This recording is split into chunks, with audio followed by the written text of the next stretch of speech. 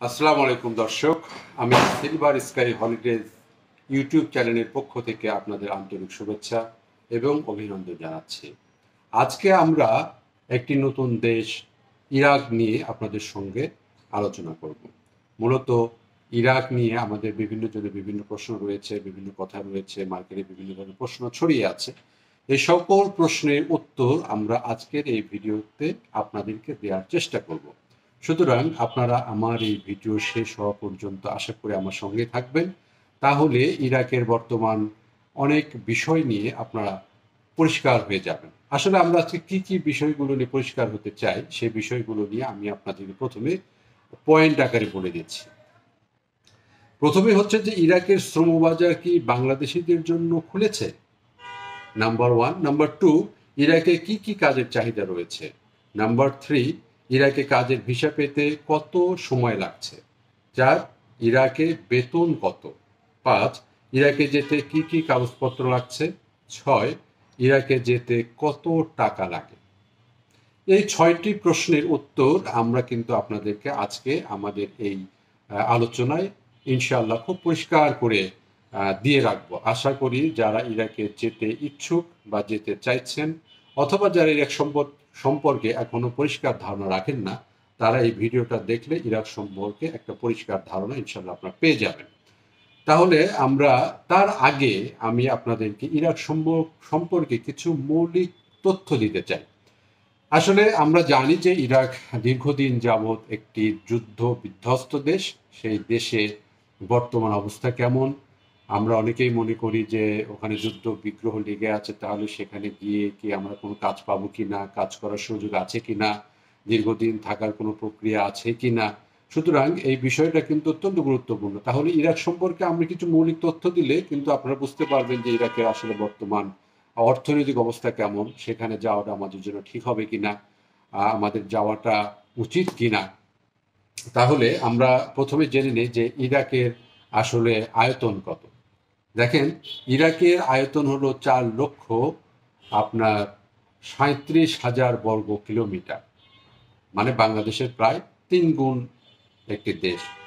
জনসংখ্যা মাত্র 4,61,00,000, অর্থাৎ বাংলাদেশের জনসংখ্যা 20 কোটি, তার থেকে প্রায় 1/4 জনসংখ্যা সেখানে রয়েছে। তাদের বার্ষিক মাথাপিছু আয় দাঁড়িয়েছে $6,067, যেখানে বাংলাদেশি অর্থাৎ আমাদের মার্কিন ডলার মাথাপিছু যে আয় রয়েছে মার্কিন ডলার হিসাবে, সেটা হয়েছে $2,750, অর্থাৎ আমাদের চাইতে প্রায় 2.20 গুণ বেশি তাদের মাথাপিছু আয়। সুতরাং আমাদের চাইতে আয়ও কিন্তু তাদের অনেকটাই বেশি। এবং এ পর্যন্ত বেসরকারি হিসেবে দেখা গেছে যে ইরাকে বাংলাদেশের প্রায় 2,50,000-এর বেশি শ্রমিক তারা কিন্তু কাজ করছেন, এবং তারা সকলেই কম বেশি ইনশাল্লাহ সেখানে ভালো আছেন। তাহলে এবার আমরা ফিরে আসি আমাদের মূল আলোচনায়। ইরাকের শ্রমবাজার কি উন্মুক্ত হয়েছে? হ্যাঁ ভাই, ইরাকের শ্রমবাজার উন্মুক্ত হয়েছে, এবং আল ডোটান প্রাইভেট লিমিটেড নামক একটি রিক্রুটিং এজেন্সি ইতিমধ্যে তারা 3,500 তারা নিয়োগ অনুমোদন পেয়েছে বাংলাদেশ সরকারের পক্ষ থেকে, এবং আনুষ্ঠানিকভাবে গত 2রা অক্টোবর 180 জন শ্রমিক প্রেরণের মধ্য দিয়ে তারা উদ্বোধন করেছে। এবং এই নিউজটি কিন্তু আপনার বিভিন্ন পত্রপত্রিকা এসেছে, বাংলাদেশি ইলেকট্রিক মিডিয়াতে এসেছে। আশা করি আপনারা অনেকেই হয়তো দেখেছেন। সুতরাং আমরা পরিষ্কার হলাম যে বাংলাদেশ থেকে শ্রমিক নেয়া বৈধভাবে, বৈধ পন্থায় ইতিমধ্যে কিন্তু শুরু হয়েছে, এবং ইতিমধ্যে বাংলাদেশ থেকে কর্মী রেগুলার বেসিসে যাচ্ছেন। তাহলে ইরাকে কি কি কাজের চাহিদা আছে আমরা যদি বলতে চাই যে ইরাকে মানুষ কি কি কাজের জন্য যাচ্ছে, আমরা কি কি কাজের জন্য সেখানে যেতে পারি। দেখেন, ইরাকে বিভিন্ন সেক্টরে কাজ রয়েছে। যেমন আপনারা যারা নির্মাণ শ্রমিক, সেখানে নির্মাণ শ্রমিকের একটা বড় চাহিদা রয়েছে, কারণ যুদ্ধ বিধ্বস্ত দেশ ছিল, সেখানে নতুন করে তাদের কনস্ট্রাকশনের কাজ চলছে। সুতরাং অনেক অসংখ্য আপনার নির্মাণ শ্রমিকের কিন্তু প্রয়োজন সেখানে রয়েছে। পাশাপাশি সেখানে হোটেলে কাজ রয়েছে, রেস্টুরেন্টে কাজ রয়েছে, ক্লিনিংয়ে কাজ রয়েছে, হাসপাতাল, এয়ারপোর্ট, বলদিয়ার ক্লিনিক, ক্লিনার হিসেবে অনেকেই কিন্তু সেখানে যাচ্ছেন। সেখানে কাজ রয়েছে, আপনার অফিসে কাজ রয়েছে, আপনার ড্রাইভিংয়ে কাজ রয়েছে। সুতরাং বিভিন্ন পেশায় সেখানে কিন্তু যাওয়ার সুযোগ রয়েছে।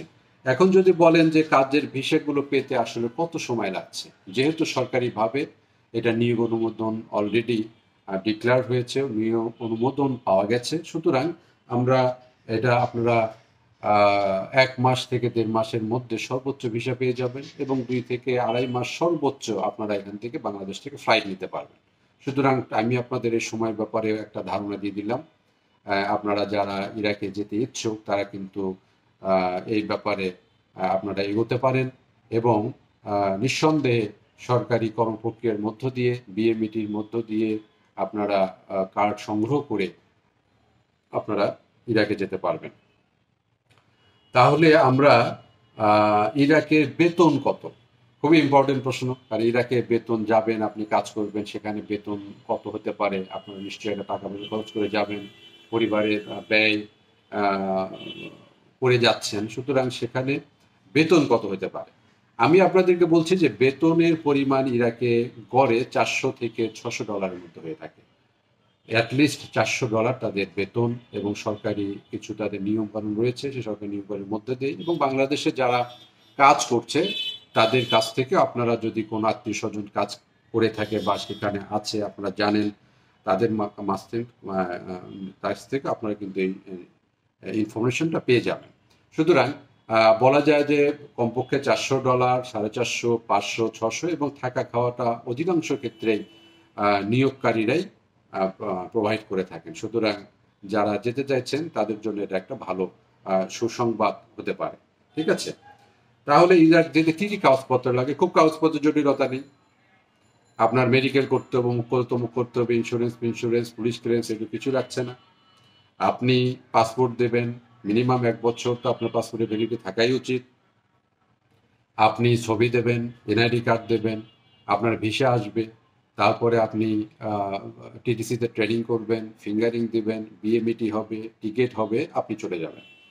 সুতরাং এইভাবে খুব বেশি ডকুমেন্টারি কোনো জটিলতার মধ্যেও কিন্তু আপনাকে পড়তে হচ্ছে না।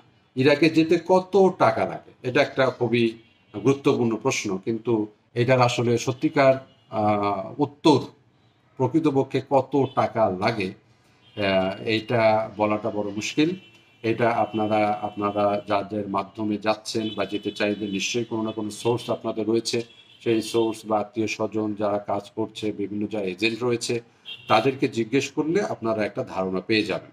ঠিক আছে, তো সুতরাং আমি এই ইউটিউবের মাধ্যমে এই ধরনের আর্থিক যে বিষয়টা আমি আসলে ডিসক্লোজ করতে চাই না।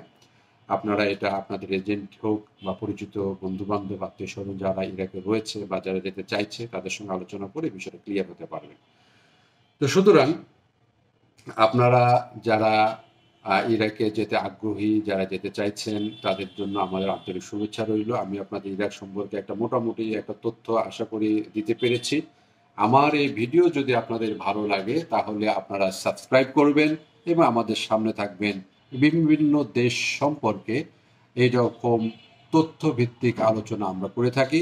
পরবর্তী তথ্যের, পরবর্তী ডেস্টিনেশনের আলোচনার জন্য আপনারা আমাদের সঙ্গে থাকবেন। আপনাদের সকলকে আন্তরিক শুভেচ্ছা এবং অভিনন্দন জানাচ্ছি। ভালো থাকবেন, সুস্থ থাকবেন।